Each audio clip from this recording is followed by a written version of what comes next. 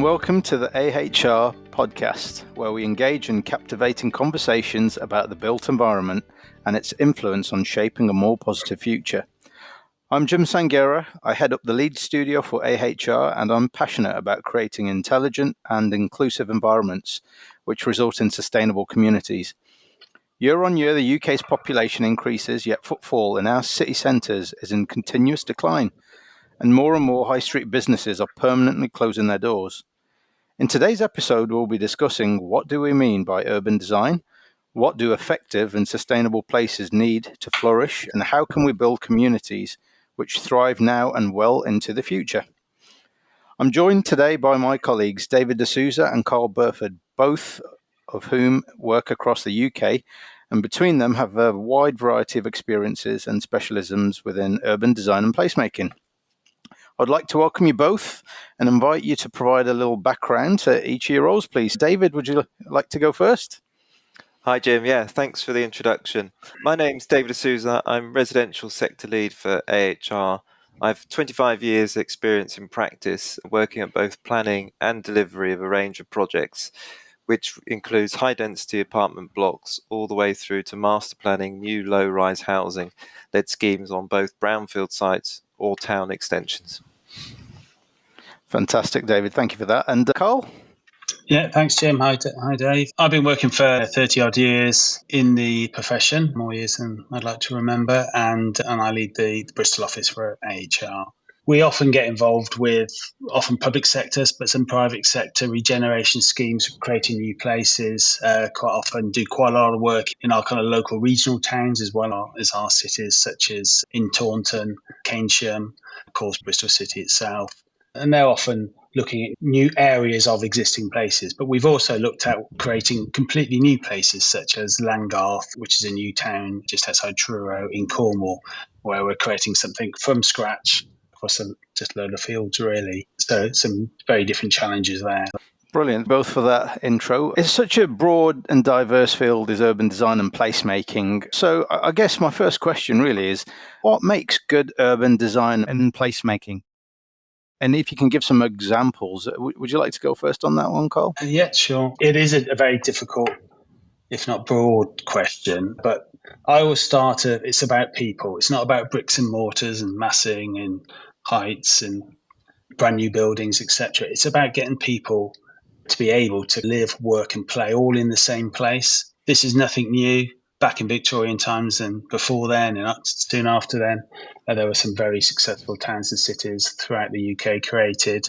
We must remember some of those successes and reapply them for today. So we also need to look at how today's world is much more diverse and how we make sure that diverse community is included in a place. It's not as simple as it used to be to make sure everybody feel like they're welcome and they're invited. Places really need to be mixed use and proper mixed use, not just a shop on the corner. And then take the kind of uniqueness of the character of both that community and place. And if you mix all that up, you're more than halfway there, I think. The community must feel that they belong, otherwise it just will not work.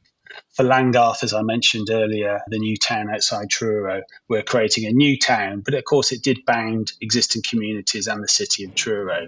So there we engaged with all the adjacent communities. We did hundreds and hundreds of engagements on one-to-one and with groups and so on, seeking to understand their desires and their principles and encouraging them to help us create this new place. In fact, it was a series of new places. It was so big. So we had a full mix of houses, of course. There was 4,000 houses, apartments, plus new schools, new employment, recreation areas, heritage to incorporate, and of course nature. So Langarth, we're aiming for 20% BNG, which is a really high target, but I think they're on track for that. And the first phase is now starting to be built. So we really brought the communities in with that design process, so they all felt part of it. To begin with, almost nobody really wanted it, but at the end of it, we had no objections at planning, so it was a really great success. Wow, that's really interesting. You've made a lot of points about then the community and their belonging and the engagement that needs to occur in that. And I think that's a really important part of the work you must do. Have you got some examples as well, David, in terms of how that may have helped create some fantastic urban design and placemaking kind of projects that you've been involved with? I think just to rewind a little bit and go back to some of the points Karle raised about what makes good urban design, I think I echo exactly what Karle was mentioning, but I also think its ability to transform a place, working with the local people and partners, is something that we strive for on our residential developments. I think you touched upon it as well, Karle, that nature is really important in residential schemes that we work on, and obviously all the schemes that we work on as part of AHR. It's how we can create a beautiful place with habitats that help nature thrive. And I think what we mean by that is actually bringing more nature. We leave the site once we finish with more nature than when we began. So it's obviously bringing that element into it. And I think then taking a forward look at lifestyles and climate change. I think looking at how good design can allow that to happen on people's doorsteps. So it's not just looking at low energy buildings and sustainable approaches of energy, but it's also looking at sustainable choices of travel and also promoting health and being. I think it's really key.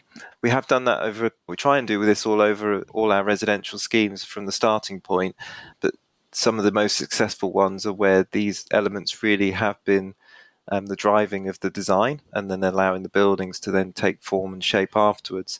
And the prime one being Peter Court, which we did in the London Borough of Ealing, which is an estate regeneration scheme.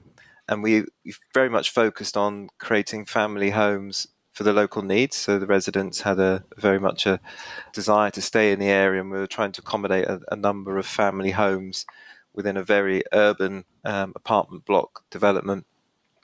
And the way we've successfully brought the community together and to create this sort of embracing in the spaces that we've created is by having a very much landscape-led courtyard space, which is used multifunction. So it has some wildlife areas, it has some play space in there, it has some areas where people can just sit back and dwell in more solitude rather than being interactive. And then this space is then overlooked by everyone's apartments as well. And I think that's the sort of focus that we try and do in residential design.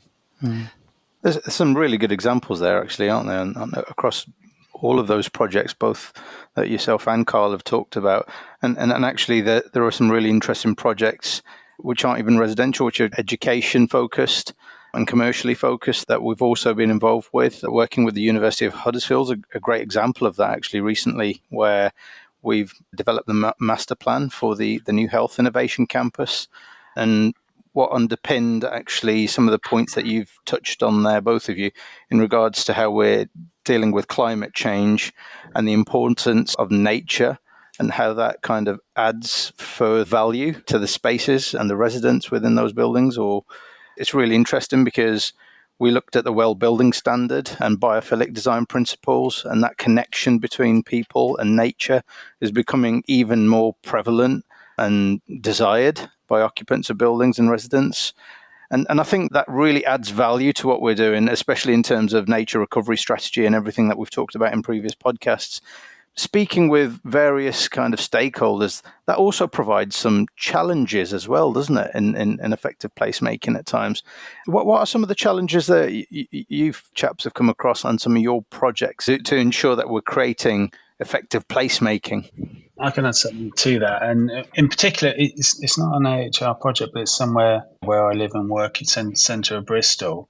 About 15 years ago, there was a new shopping centre built one end of what is Central Shopping Core. The shopping core was of its age, of its time, was reasonably successful, full of shops, of course. Most of those have now gone. They built a shopping centre, created a great place at the end, fantastic. The other end, which used to be the prime shopping core, literally overnight died. And they put residential at the other end, rightly so, mixed use and so on. But without big thinking, what the shopping centre owners had not addressed is the opposite end, the old central shopping core. They'd put no residential in there, no additional mixed uses, and it failed. And it's been failing for years. And only now, with some big thinking from the council and others, are they starting to bring back some other uses, and residential was proposed to a little degree down that end and so on. And that will start to bring it back to life. And my initial comment about bringing people into the equation is what mixed use is all about. It's ensuring that for a place to work, you need people to live there. You need some people to work there, have the coffee, etc. But it needs to be a rich tapestry of mixes of uses. So I think that is one of those challenges, is ensuring that you've got the big picture. We've all got projects where a single building is proposed, but actually often there's a knock-on effect from that single building, both positive and negative at times. And it's trying to bring in that bigger picture. And that's why we do a lot of work with the public sector, and some of our work here, Temple Meads and Temple Quarters in the centre of Bristol, is all about a big picture and ensuring a real sustainable approach rather than let's just put a hotel up. That's what I'm keen on, is holistic thinking. And I think these kind of examples that you're providing, I guess it's all about, I think, as you're saying, is creating that sense of place, isn't it, Karle, and fostering communities and improved dwell times in these spaces. So what kind of challenges and examples in terms of dealing with that, David, have you come across? I think from a residential design point of view, we're always having to balance a number of conflicting objectives, whether that is scale and related to viability, it's accommodation, it's also access and movement, and how inclusive design levels. There's different, every site has its unique challenges that it's very difficult to say that this is a typical, these are all of them, capture all and you'll fix the problem. I think there's just, obviously you have to analyse every site, every development has different challenges. I think, again, looking at sort of some of our brownfield sites, they come with heavily contaminated remediation requirements already, but there is also resistance from the local community who are used to having a sort of industrial use there, which is very light and low impact. So then how do you cope with an additional 600 people arriving on your doorstep? And the challenges that brings with you, not only, as Karle's touched upon, connectivity and access to spaces, but also just generally, how do you deal with the day-to-day requirements of local infrastructure, car parking, all the schemes that placemaking is. Everyone wants a beautiful environment, but they still want their 3 cars. So how do you balance and offset those elements? So it's really trying to change people's mindset into more sustainable ways of living, whether that being walking, cycling, using transport, or even car sharing. Lots of our schemes looking at those modes to encourage people to be a bit more active. I guess a lot of work was done, wasn't there? Nationally, lots of studies were carried out around kind of 15-minute neighbourhoods to combat this necessity to always travel somewhere within a car or by the motorised vehicles, to create more sustainable communities and neighbourhoods where everything was accessible. But at the same time, on the flip side of it, that also received a bit of bad press as well, didn't it? 15-minute neighbourhoods certainly did up in kind of Leeds and this kind of northern region that I'm based in, where people felt that in itself wasn't inclusive enough for communities. Have you had further challenges yourself on projects around how we take an approach to master planning to create more accessible places?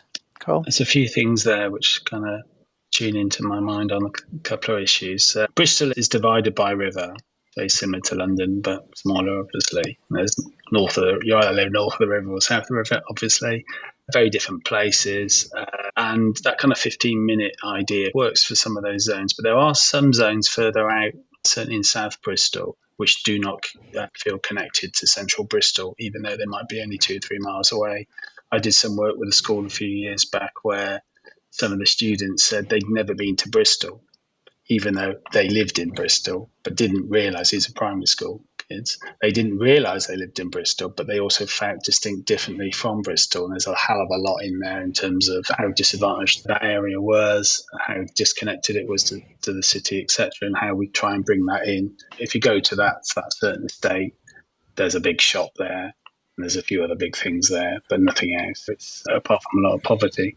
But on a kind of more positive note, across one of the river in Bristol, there was a bridge. It was a kind of bridge to nowhere in some ways. And at Wapping Wharf a few years back, the team at that time, it wasn't AHR, but the client, private sector, took this site and opened up a bit opposite this bridge. So you could then walk from South Bristol this one area, South Bristol, across the bridge into the city centre. And it just opened up that whole area. And suddenly they created a place out of nothing in Wapping Wharf, which has now got apartments and lots of restaurants, small restaurants, a few pubs and so on, and lots of shops. And it's a go-to destination. And we're looking at now taking that to the next level. These things got to keep on moving. And now we know it all works and the client knows it all works. We're going to expand it and we're going to move some of the restaurants to the side and build bigger and better, but still retaining all the existing tenants, creating more places to live there, and so on. And it's a very exciting scheme. I love that example, actually, Karle, where you've talked about.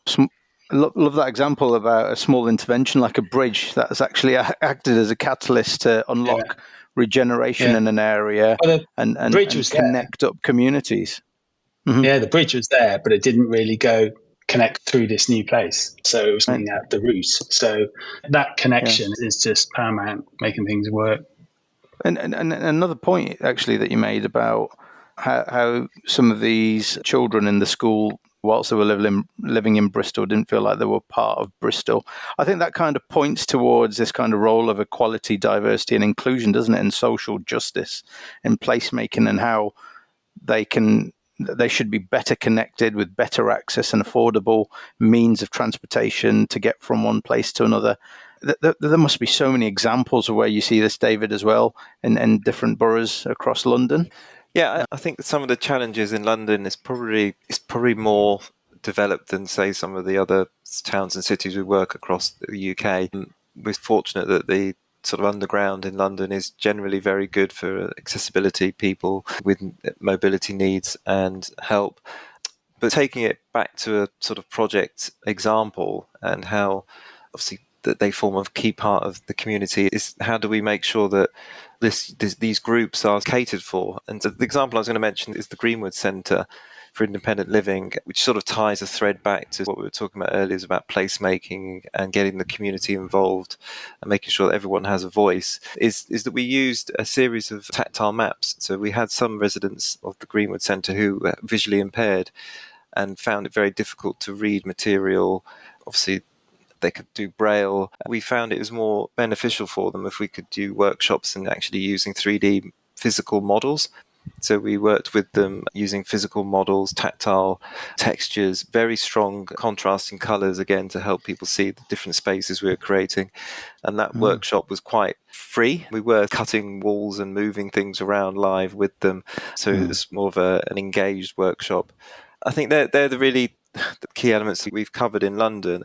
And going back to the discussion on the 15-minute city and how, obviously, following the pandemic, how towns and neighbourhoods need to be invigorated again. I think the main message coming out of that is really that you need a variety of accommodation. And again, I think Karle's talked about it and mentioned his examples earlier, that you do need a variety of accommodation. You can't just rely solely on one typology or one commercial building or one use to have zones within cities, because again, they won't survive. You need richness, you need to have everything feeding off each other, you need some dwell spaces, you need some places to eat, meet, greet. All these excellent town centres, the exemplar projects all have that in their DNA, and they're all, again, mini 15-minute cities that overlap each other almost like a Venn diagram, and then you've naturally created a sort of city and a map that people can flow through, where at the moment there are barriers in some extents, whether with physical or distance and things.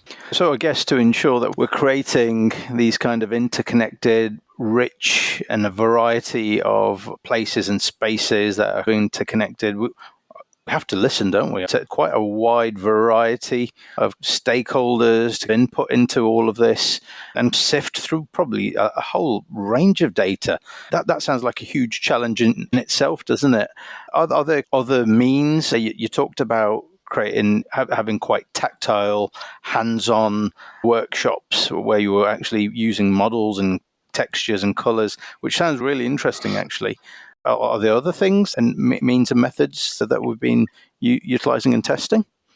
Yeah, Langgarth, we had the Cornwall Council, create a stakeholder panel, and the stakeholder panel had, I think, about 20 people on it. Some were politicians, some were business leaders, some were religious leaders. There was an architect or two. There were local businesses represented and some transport groups, like cycling groups and so on. So it was a real wide range. And they basically, once a month, got a presentation from us. And it was very much a workshop. So this is how far the project's gone. These are our next questions. Are they the right questions? Are there any other questions? Are we answering these questions the right way? And they helped develop the scheme. And the master plan grew over a year or so. And during that time, each of those leaders and members went back to their groups and their communities and so on, and in turn explained what we were doing, how we're going. So I really think that created a sense of pride, maybe, might be a bit grand, but certainly a sense of ownership of the scheme. And as I said earlier, originally no one really wanted it. People were threatening to chain themselves to tractors, etc. By the end of it, we had no objections at planning at all. So I think that does demonstrate very clearly that people came along in that journey, and it was all about talking and inclusivity, inclusion of all those different groups, some which were very challenging to begin with. That's quite a nice outcome, isn't it, actually, from having engaged with them. Where's this all leading then into the future then? I'm really interested to know. I do a lot of future gazing. What are the future challenges, emerging trends and innovations in placemaking? So much talk out there, isn't there, in terms of smart cities and how technology, AI and other advancements in technology are helping to shape and optimize and create these spaces for the future. Yeah, I think that the ones that really interest the residential or affect the residential design going forward is climate change. Climate change and urbanization, and how buildings and primarily where we live need to respond to these challenges. So obviously we're looking at more and more energy efficient dwellings and homes that we're creating across the UK. Obviously that's having knock-on effects on people's fuel bills and poverty. So there's many good changes that are happening in that respect. We've got schemes which are pushing the boundaries even further, that sort of going now to passive house. So I know in our Glasgow office, all the projects across Scotland are now being delivered to passive house standards, including schools and residential, and going all the way down to the UK as far as London, where sort of poverty is still really, really high and impacting many people. So for our social landlords, we are building really fuel efficient homes. They're investing in the actual bricks and mortar at this stage to save costs for our residents going forward. I think I touched upon it earlier as well, is the 15-minute city and what's going to happen to our cities and centres. There is a return of vibrancy now back in our cities and centres and normality. I think the 3-day or the working 3-day working week is having an interesting effect on how people now socialise and interact. It's much more focused, particularly in London. We're noticing that Tuesdays, Wednesdays and Thursdays are significantly much busier than any other times of the week, where people then want to extend their weekends to stay locally, which is actually really interesting as well in terms of bringing people back into town centres and sustaining high street shops and commercial viabilities. We're still finding our feet on that one, if I'm honest. I think there's still a sort of uncertainty in the London market about the commercial sector. I know there's a lot of work going on in conversions, blend or having more mixed use buildings now in London, where predominantly used to be 100% commercial. They're now looking at 50% commercial and then converting the upper floors back to resi. There are other sectors coming back in. So build to rent is a huge sector that's now growing, I think, across all the UK, which is then linked to affordability of new buyers or first-time buyers not being able to afford to have a home in city centres, but actually still wanting to live in a city centre for all the cultural and diverse aspects that they bring. Future gazing, I think technology is going to play a big part in how we live. We're seeing it in AI. It'll be interesting to see how that then affects homes and how we work with homes. We know that there is now the ability to use smart technology to heat our homes, take it as far as doing your shopping for you and filling your fridge up. There is a really interesting next 5 to 10 years. It'll be good to see what happens going forward. So those were some really interesting points that you made there, David, and regarding these emerging trends and innovations. And it brings us back to a point that was made earlier about increasing footfalls in and around town centres, because what we've seen since COVID has been a decline in how retail offerings in town and city centres has had a massive impact on the way that the vibrancy of a city centre. Retail's downsizing, and I'd encourage anybody to, next time they're walking down on High Street, to just look up above shop front signage level, and you see so much redundant space within buildings, and there's some beautiful Grade 2 listed heritage buildings within Leeds City Centre. And we've started to be approached by developers and landlords to start repurposing some of those spaces and looking at how we can bring in mixed use, which kind of reflects some of the comments you were making, David, and also converting those into not only office type space, but residential space. So I think that all adds to the mix and the variety and increasing footfall in city centres throughout the day. So when a lot of people leave work, a lot of these city centres are becoming quite quiet spaces. Having residents living in these areas along the high street, above these shop fronts and stuff, just adds a sense of vibrancy. And I think that's really important. So I'm really keen to see how cities can continue to grow in a sustainable manner into the future. I think that could be really interesting. So yeah, lots of really good examples there. Any thoughts to add to that, Karle? Yeah, I think I was in an interesting meeting, a kind of round table a few weeks ago, and we were talking about the future of cities and towns, etc., bit like we are today. And one of the points was the demise of retail. And I was quite surprised to hear somebody say, nobody knows what's happening to retail and what is going to happen to retail in the future. Because I thought we would already know that, don't we? We already know the position of Amazon in our towns and cities. The retail is flat on its face and it will never come back in that way. So I don't know why we have to talk about any unknowns there. We know there is a literal hole in our towns and cities which needs to be replaced with something. And that's probably our biggest challenge. There's the creation of place, but to create a place, we seem to have less now to deal with in terms of there's less retail and so on, which used to be the answer, I think, to get people into the centre of our towns. So that's one of the biggest, if not the biggest challenge for me. Obviously, it comes with the need for inclusivity, diversity, nature, etc. But to actually fill in our cities with people, get people living back into our cities and towns and working there in different forms than just straightforward retail, and they can't all be cafes. What can we do? And it's that mixed use, that successful mixed use, and the importance of people, I think, is certainly part of that answer. But to just talk about how we create that success, that proper mixed use where people work, live and play and educated all in our towns and cities is probably one of the biggest goals.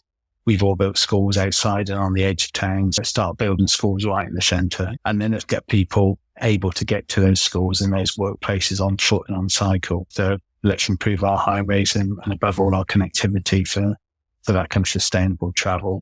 Let's create these town blocks which have activities at least on every corner, but more than that where we can. So there is something happening.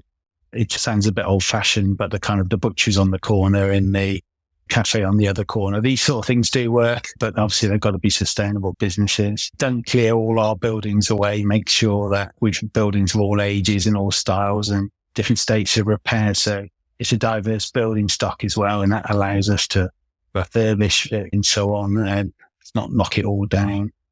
But where we can, we increase density, and that's not just building taller, but building some kind of smarter and fatter and generally more dense to get more people into our towns. Encourage those linkages to be improved for foot, scooters in Bristol and on sidewalks and so on. And then bring in that nature. It's not just green roofs, it's parkland, it's birds, bats, it's bees. We need these things. They're enjoyable, but the world needs them. So we really need to encourage that on all schemes. Actually, there's legislation now, but let's not try and find a way around the legislation. Let's actually do it. Because it needs to, because it'll all die otherwise, and we need to do these things. And being inclusive, engaging, encouraging others to be invited to the party, to come along, to feel proud, to feel part of it, and included again. If we don't do that and any of these other things, it just won't work. To make a place is complex, but it has been done before. Fantastic. Thank you for your contribution there, Karle. And that brings us to the end of today's episode of the AHR podcast. A big thank you to David and Karle for joining us and sharing their experiences. So we've heard some really fascinating insights about redeveloping urban spaces to create relevant and sustainable places once more, how It is absolutely integral to engage with all stakeholders to ensure that we foster a sense of ownership in a place and that there is absolutely no one-size-that-fits-all solution. So I guess what we're taking away is to be successful, our placemaking needs to be bespoke to its surroundings and community. We hope our listeners have enjoyed this episode. You can find all podcast episodes on our website, or you can subscribe via your preferred podcast platform. Thank you so much for listening, and we look forward to joining us again next time.